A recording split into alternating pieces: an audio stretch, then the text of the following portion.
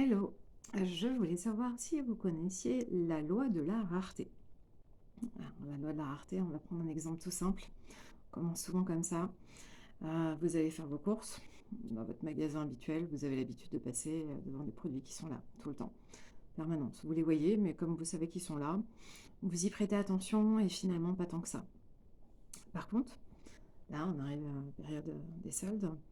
euh, Vous allez être un peu plus à l'affût des choses qui vont être mises en avant. Que vous aurez certainement déjà vu, mais peut-être qu'il va y avoir une modification au niveau du prix. Peut-être que vous allez savoir qu'il n'y en a plus qu'un. Et tous ces éléments-là, eh bien, ça va attirer votre attention. C'est ce qu'on appelle la loi de la rareté. Parfois, on la crée beaucoup quand même dans le domaine commercial. Et il faut savoir que dans la vie, nous sommes des produits rares aussi, mais que parfois on a tendance à l'oublier. On a souvent tendance à l'oublier et on va souvent se plier en quatre pour faire plaisir à autrui, pour interagir tout de suite, pour se rendre disponible tout de suite, pour montrer avec beaucoup de bienveillance ou proposer.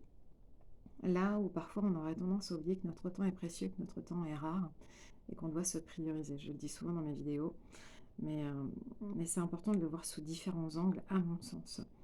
N'oubliez pas que les personnes qui sont en face, si elles savent que vous êtes entre guillemets acquise, si elles savent que vous êtes toujours là, toujours présent, toujours avenant, toujours disponible, eh bien, inconsciemment ou consciemment, elles ne trouveront pas forcément autant d'intérêt à cette relation que si vous vous considériez comme un produit rare. Vous allez me dire, bah oui, mais ça peut être un peu narcissique ou on peut être un peu dans l'ego. Non, bah bien entendu, on va pas non plus faire sa star et se rendre indisponible juste pour être considéré comme un produit rare. Il faut trouver un juste équilibre. Mais n'hésitez pas parfois à vous privilégier et à dire aux personnes, non, je ne peux pas tout de suite maintenant. Là, je ne suis pas disponible. J'ai des choses. euh, vous n'avez pas forcément besoin de détailler. En même temps, vous ne devez pas des comptes à tout le monde.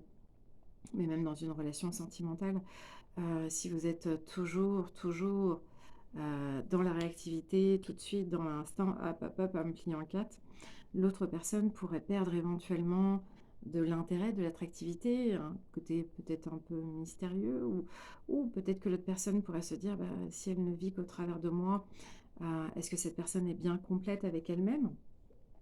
Est-ce qu'elle pense à elle aussi? Est-ce que l'équilibre est bon?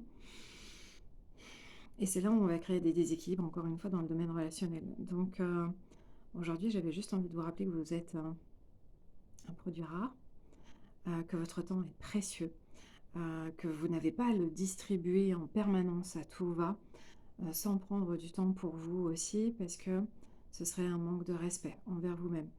Et c'est surtout que bah, bien souvent, vous allez donner votre temps, faire des propositions à des personnes qui ne respecteront pas non plus bien cette énergie que vous mettez, que vous leur donnez, parce que indirectement, on a souvent l'effet miroir en face de soi.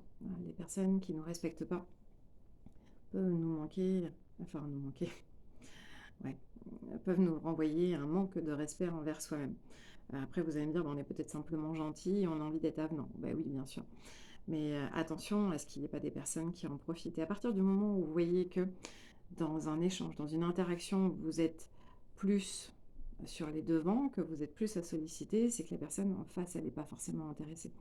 Donc, dans la vie de tous les jours, c'est relativement simple. Si vous proposez quelque chose, quelqu'un qui vous respectera vous dira oui ou non. C'est possible ou ça ne l'est pas, argumentera ou n'argumentera pas.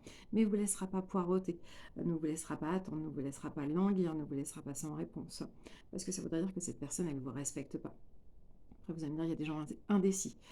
On en a quand même beaucoup, sociétalement parlant, qui sont indécis aujourd'hui, mais il y a un moment ou un autre, si vous les connaissez, vous savez que ça fait partie de leur tempérament et vous savez qu'à un moment ou un autre, ils vont vous répondre. Donc voilà, on accepte aussi que chaque personne est différente. Ça, c'est important, parce que bah, voilà, on n'est pas tous des clones, et heureusement, sinon ce serait pas drôle, et puis il n'y aurait pas de bien rare. Mais aujourd'hui, voilà, je voulais vraiment appuyer sur ce fait qu'il faut absolument vous privilégier sans tomber dans un extrême où vous vous faites désirer, mais laissez de la place pour vous, laissez de la place pour vous rendre compte, enfin plutôt donner euh, ce sentiment aux personnes que vous n'êtes pas une source de présence intarissable. Et ça me semble indispensable, parce qu'il y a des personnes qui savent qu'elles pourront compter sur vous tout le temps, et ne tiendront pas forcément compte que, bah, il y a des moments où ils vous solliciteront là où vous ne serez pas forcément apte, en adéquation, en forme pour ça. Et du coup, elles ne respecteront pas ça. Donc voilà, c'est vrai que c'est important. Je dis toujours c'est important. En même temps, je pense que ça l'est, d'avoir quand même des relations qui sont en adéquation avec son entourage. Ne courez pas après les gens. Les gens qui doivent être dans votre vie, elles trouveront toujours du temps pour vous et elles respecteront le temps que vous avez besoin pour vous aussi.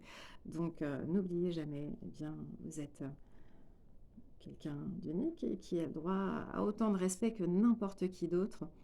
Donc voilà, ne soyez pas à l'affût tout le temps, ne soyez pas scotché à votre téléphone tout le temps, ne soyez pas à dire oui tout le temps.